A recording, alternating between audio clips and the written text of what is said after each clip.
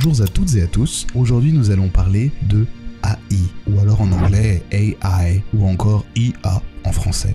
Bref, intelligence artificielle. C'est un film sorti en 2001, ce qui est assez amusant quand on sait un peu plus sur la trajectoire du film.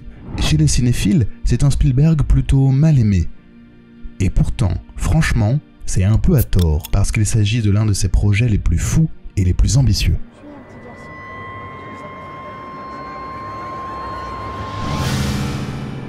Ok, essayons de faire un pitch du film. La fonte des glaces a considérablement réduit la surface habitable de la Terre. Le strict contrôle des naissances a nécessité le développement de robots à l'aspect humain. On les appelle les mechas. L'un d'eux, David, tout juste sorti d'usine, est capable d'éprouver des sentiments. Il est adopté par Henry et Monica, dont le fils atteint d'une maladie incurable a dû être cryogénisé. David ne souhaite qu'une seule chose, être aimé en fait par sa maman. Là, franchement, c'est tout un projet. Alors, parlons un peu production. Il faut tout d'abord dire que le film est adapté de la nouvelle de Brian Aldiss, Les Super Toys durent tout l'été, et qu'il s'inspire du roman pour enfants Les Avventure di Pinocchio, écrit en 1881 par Carlo Collodi. Vous l'aurez compris, c'est une histoire qui ne date pas d'hier. Intelligence artificielle est un film qui provient de l'imagination débordante d'un Stanley Kubrick prêt à en découdre. L'auteur d'Eyes Wide Shut n'est plus à présenter.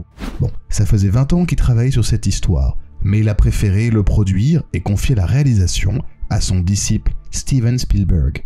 Alors, je vais présenter ce Steven Spielberg dont très peu d'entre vous, je pense, ont entendu parler. Le film plaît tellement à Kubrick qu'il a envie de le réaliser lui-même, mais la mort de Kubrick force un peu les choses. Effectivement, le projet reste Spielbergien. Alors au final, cette version alambiquée et moderne du conte de Pinocchio sera le fruit d'une curieuse alliance entre le pessimisme de Kubrick et l'optimisme Spielbergien. Et ce n'est pas fini. Dans un rapport à la cinéphilie, la schizophrénie du film peut se voir de cette façon. C'est un film qui est coincé entre l'univers de l'auteur craint du public, mais respecté par la presse, et celui de l'auteur adoré du public, mais qui est encore à l'époque moqué par les professionnels de la profession. Alors, avec ce début, quel type de budget a été alloué à intelligence artificielle ? Avec un budget de 100 millions de dollars pour un box-office de 236 millions, le film est clairement un tout petit succès. En fait, le film a généré 79 millions de dollars sur le sol américain et seulement 157 millions dans le reste du monde. Alors évidemment, si je prends ma calculette, on est environ à 136 millions de dollars de bénéfices. Ça peut paraître énorme. Ceci dit, si on enlève les coûts marketing qui sont au minimum de 50% du budget sur ce type de production, on arrive à un total de bénéfices de 86 millions, soit un tout petit retour sur investissement, sachant qu'il reste encore pas mal de choses à payer. Alors, qu'est-ce que ça raconte concrètement intelligence artificielle ? En fait, tout simplement, c'est une histoire terrible. Une histoire terrible découpée en 3 parties. La première partie raconte l'histoire du tout premier robot qui accède à l'état d'enfant. Comme tout enfant, il est capable d'aimer sa mère, et le problème c'est qu'il se heurte au désamour de celle-ci qui continue de le voir comme un robot.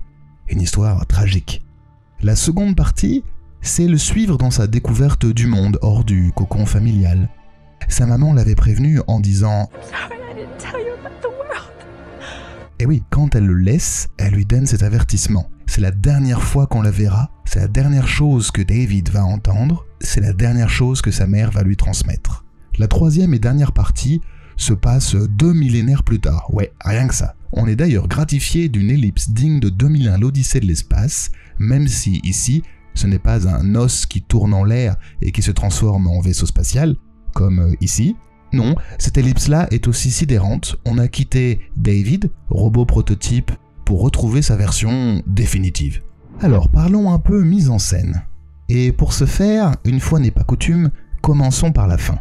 Mais on est obligé aussi de commencer un peu par le début. Bref, commençons par la fin et par le début. Et oui, le plan de la première apparition de David, la silhouette élancée en fait du personnage, apparaît au moyen d'un jeu de focales. Et ces 2 focales peuvent être mis un petit peu en correspondance, celle des mechas aux 2000 années d'évolution et ce proto-robot. Cette version bêta leur servira de passerelle pour connaître les derniers êtres humains. Ces robots, dernier cri, recherchent leurs origines et le trouvent dans David. David est un peu le Lucie de ces robots high-tech. Intelligence artificielle est un film radical et terrible par bien des aspects. Par exemple, comment oublier cette séquence d'abandon dans la forêt? Un vrai déchirement. L'une des scènes les plus tristes de tout le cinéma de Spielberg d'ailleurs. Cette forêt, c'est en quelque sorte la forêt originelle de Blanche-Neige, celle typique du conte de fées traditionnel. On accompagne la séquence d'abandon par une musique un peu étrange, anormale comparée à celle qui précédait. Ce traitement musical est alors tourné vers le danger en fait, pas du tout vers le merveilleux. C'est une musique qui fait sens, calquée ou presque sur celle de Jaws.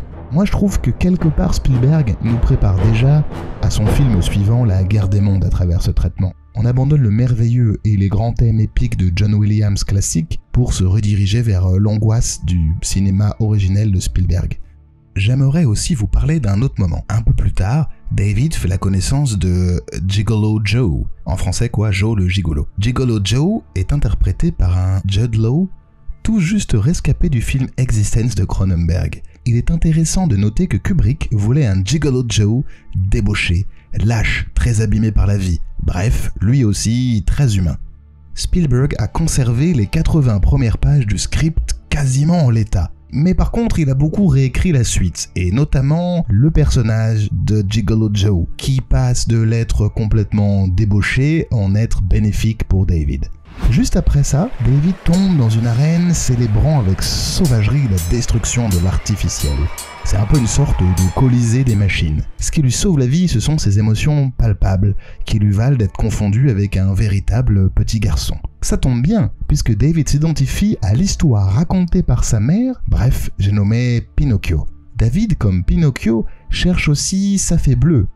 Si on le dit un petit peu différemment en faisant un peu de psychologie de comptoir, en fait, David recherche une figure maternelle. Mais il va encore échouer et comprendre qu'on n'échappe pas à son destin et va se retrouver non pas dans le ventre d'une baleine comme le pantin de bois, mais dans les entrailles d'un amphibicoptère devant une fée de pacotille, et ça apparemment pour l'éternité. Une mention pour avoir dit amphibicoptère quand même sans bafouiller.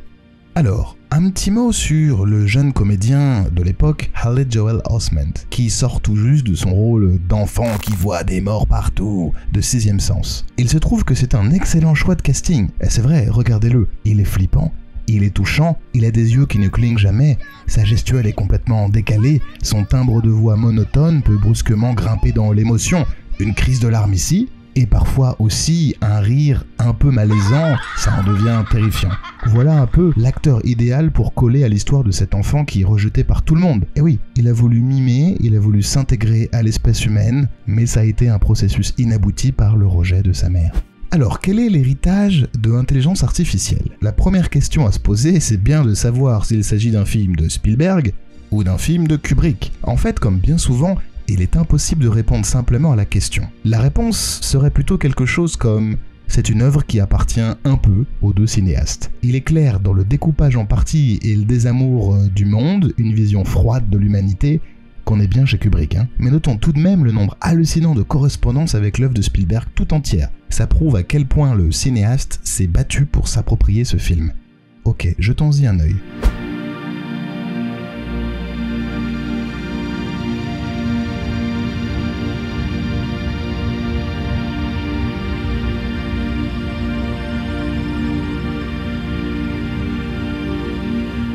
J'imagine qu'on peut en détecter beaucoup d'autres, on va pas tous les dresser ici. J'aimerais aussi ajouter quelque chose, et c'est à vous de me dire ce que vous en pensez dans les commentaires, n'hésitez pas. J'ai l'impression que l'erreur qu'on puisse faire à propos de ce film, ce serait de dire qu'il s'agit d'un film pour enfants. J'ai pu lire et entendre ça à de nombreuses reprises. Déjà, c'est l'un des films les plus sombres de Spielberg. Il utilise un plan horrifique où le visage du garçon se déforme au moment où son système se disloque quand il veut manger des épinards comme son frère. Pas top comme film pour enfants. Mais il suffit de revoir la longue séquence de la Flesh Fair, sorte de cirque de Stromboli modernisé. Dans cette scène, on détruit à l'acide ou à l'explosif. C'est une espèce de croisement improbable entre Rollerball et Mad Max, ou tout simplement cette autre image de charnier de robots disloqués. Franchement, allez montrer ça à vos enfants. Bon courage quand même. Dans tous les cas, ce n'est pas un film particulièrement aimable. Et ça tombe bien puisque c'est ce dont il parle, la trajectoire déglinguée d'un garçon qui cherche à être aimé. c'est cette dimension quasi philosophique qui rend le film singulier. C'est un film qui peut être un peu hautain à certains moments, mais c'est définitivement une preuve d'amour à ce que peut être le cinéma comme art mélangeant la philosophie, la science-fiction, la quête initiatique et le grand spectacle. Tout cela me fait dire que ça aurait pu être un magnifique Kubrick. Très probablement oui. Mais c'est surtout l'un des plus beaux films de Spielberg, car on peut y voir dans l'horreur froide kubrickienne toute une humanité pleine d'espoir à la Spielberg. Et franchement, après tout ça, on peut quand même dire sacré Steven. Merci à tous pour votre visionnage, n'oubliez pas de liker, de partager, de vous abonner et d'activer la cloche. Et vous êtes pas bien là, paisible, à la fraîche, décontracté du gland? Eh bien voici un lien vers notre Tipeee pour nous soutenir si cela vous prend comme une envie de pisser. Moi, sur ce, je retourne boire une bière, ciao!